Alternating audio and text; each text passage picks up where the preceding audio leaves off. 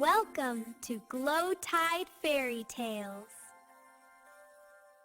ஒரு மாயமான மிட்நைட் தோட்டத்தில் 12 மணிக்கு எல்லா பூக்களும் ஒளி வீசும். ஆனால் அந்த ராத்திரி தோட்டம் முழுவதும் இருளில் மூழ்கியது. காற்றும் அமைதியாக இருந்தது. பட்டாம்பூச்சி பரிகளின் ராணி அந்த இருளைப் பார்த்து கவலையுடன் பறந்து, லூனாரா, உன் உதவி வேண்டும் என்று அழைத்தாள். சற்று நேரத்தில் லூனாரா மெதுவாக பறந்து தோட்டத்துக்குள் வந்தாள். அவளின் வெள்ளி சிறகுகள் நிலா ஒளியைத் தட்டி மின்னின. அவள் ஒரு வாடிப்போன பூவின் பக்கத்தில் மண்டியிட்டு, என்னாச்சு உனக்கு என்று தழுவிக் கேட்டா மாதிரி கையை வைத்து பார்த்தாள். பூ சற்றே குலுங்கி மங்கலான ஒளி மட்டும் காட்டியது. ராணி அவளை ஒரு பெரிய பழங்கால கல் மேடைக்குக் கூட்டிச் சென்று காட்டினாள். டோட் அங்கே வழக்கமாயிருக்கும் நிலா கல் டிராகன் கண்களைப் போல மின்னும்.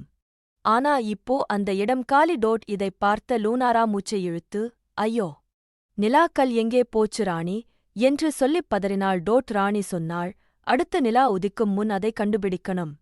இல்லையெனில் முழு தோட்டமும் சத்தமில்லா இருளாகிவிடும். டோட் தோட்டம் முழுவதையும் பார்த்த லூனாரா, ஒரு மெல்லிய ஒளி தூள் பாதை மரங்களுக்குள் போகும் மாதிரி தெரிந்தது.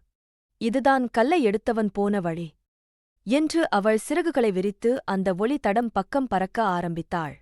அந்த பாதையைத் தொடர்ந்து சென்றவளுக்கு பல வண்ணப் பூக்கள் காற்றில் ஆடி பேசுவது போல குரல் கேட்டது. டோட் பூக்கள் அவளைப் பார்த்து கிசுகிசுத்தன.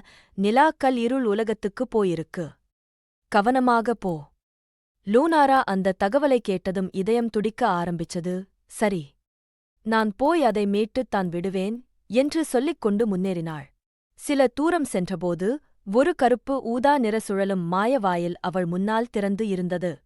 காற்று குளிர்ந்து சத்தம் இல்லாம இருந்தது.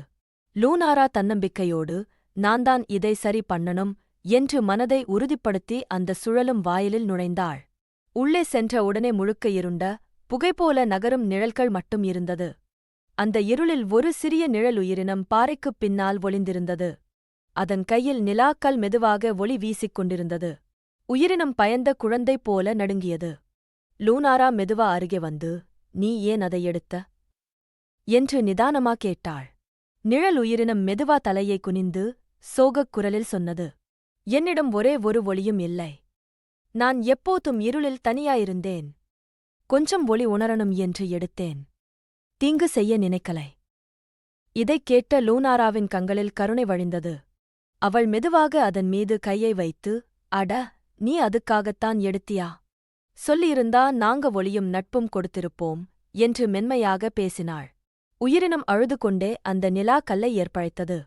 லூனாரா கல்லை பிடித்துக் கொண்டு மீண்டும் தோட்டத்துக்குப் பறந்து வந்தாள்.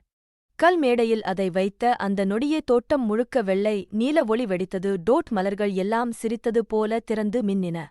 பரிகள் எல்லாம் பறந்து கொண்டாடின. டோட் லூனாராவை அணைத்துக்கொண்டு, உன் நெஞ்சில இருக்குற நல்ல மனசுதான் இன்றைய ஒளியை மீண்டும் கொடுத்தது என்று பாராட்டினாள்.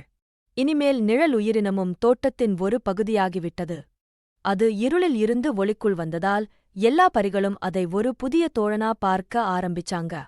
மிட்நைட் தோட்டம் அதற்கப்புறம் முந்தையதை விட அதிகமாக மின்னியது. லூனாராவும் அவளோட புதிய நிழல் நண்பரும் நம்பிக்கையோட ஒளியோட அந்த தோட்டத்தில் இன்பமா வாழ்ந்து கொண்டிருந்தார்கள். Thanks for watching.